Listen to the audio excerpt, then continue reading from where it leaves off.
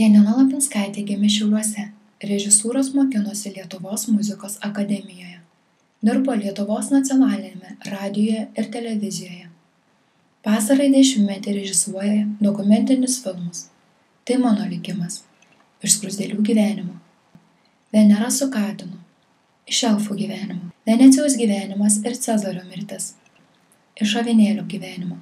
Stiklo šalis. Stiklo šalis buvo vienas pirmųjų jos vaidybinių filmų. Pastarasis filmas Indijoje vykusiame tarptautiniame Tamil Nadu filmų festivalyje lietuvių režisieriai atnešė apdovanojimą kaip geriausias režisūros darbas.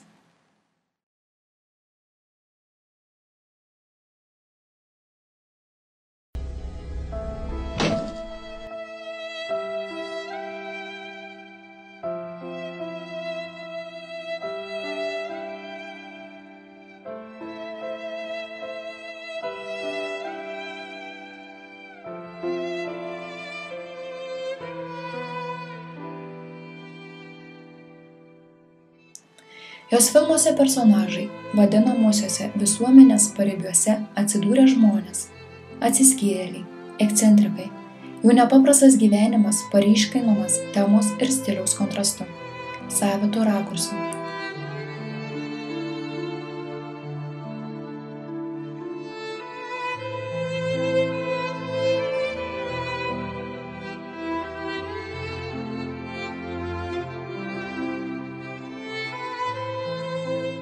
Filmams būdinga poetiškumo ir realistiškumo derinys.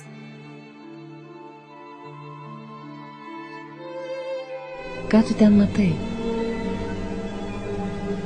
Matau šalį.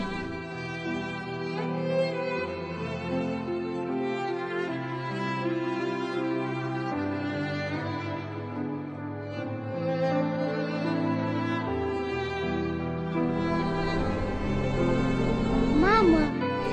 Ką daryti? Aš daugiau negaliu. Neturiu jėgų.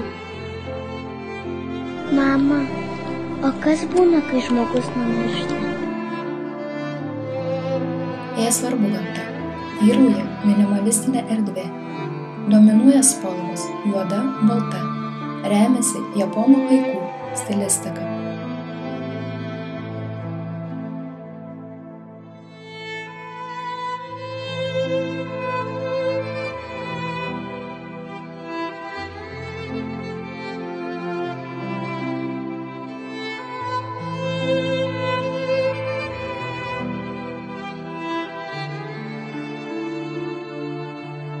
Režisierė Janina Lapinskaitė prisipažįsta mylinti kiną ir jo kūrimo procesą, visą savo esybę.